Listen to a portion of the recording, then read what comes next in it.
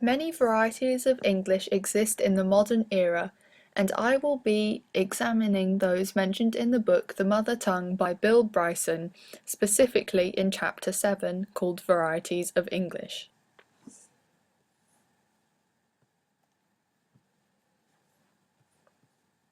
Here's some background information. All around the world, people have different words for the same object and different pronunciations for the same word.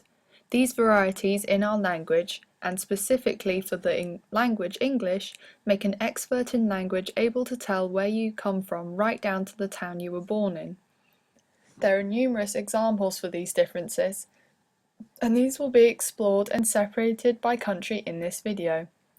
As you can see on the screen, the countries I'll be looking at are America, England or Britain, Australia and Canada.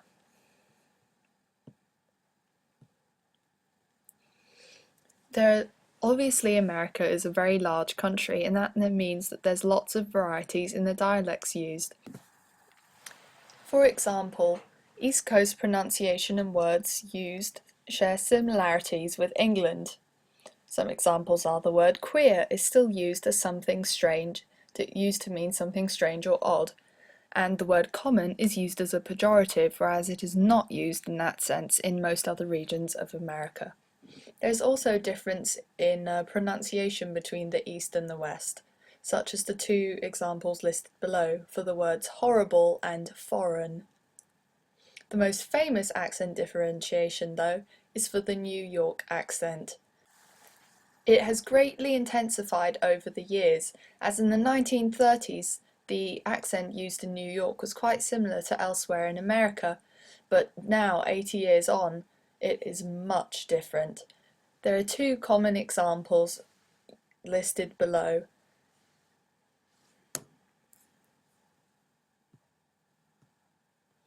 Next up is the different regions in Britain.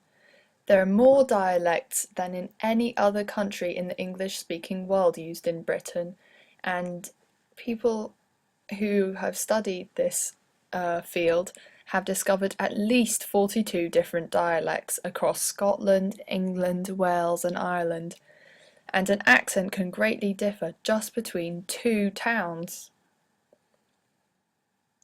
England is a special case because accents and varieties of English differ so much within a small radius. Pronunciations were actually a fashion statement during the 1800s, and the development of the use of a broad A in bath and glass instead of the original bath and glass, although bath and glass are still used in northern areas of England.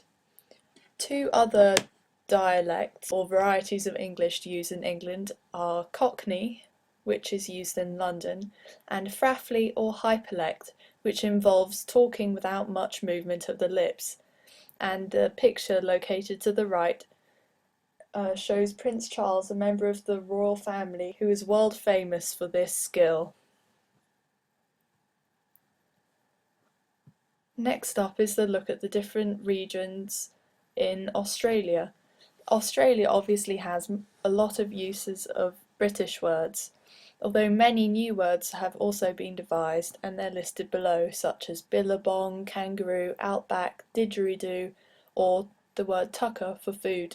But there's also use of American words as well, such as station wagon, not a state car, and mail, not post, and the word labour is spelt in the American spelling rather than the British spelling. There's also differences in the regions in Canada. There's obviously again use of British words, such as scone and tap and porridge, but there's also been identified 10,000 Canadianisms, such as the word skookum for strong and reeve for mayor. But of course there's mostly American influence due to the proximity of America to Canada. So here's a look at the alternate view. At CA, American slang is mainly adopted, and there is shortening of words such as caf for cafeteria and perf for perfect.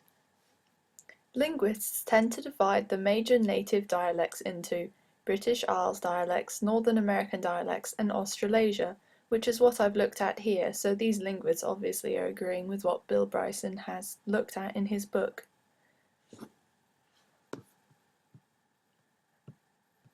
Thank you for watching, and I hope you enjoyed learning about the different varieties of English and how much our accents showcase where we really come from. There are sources below for the images.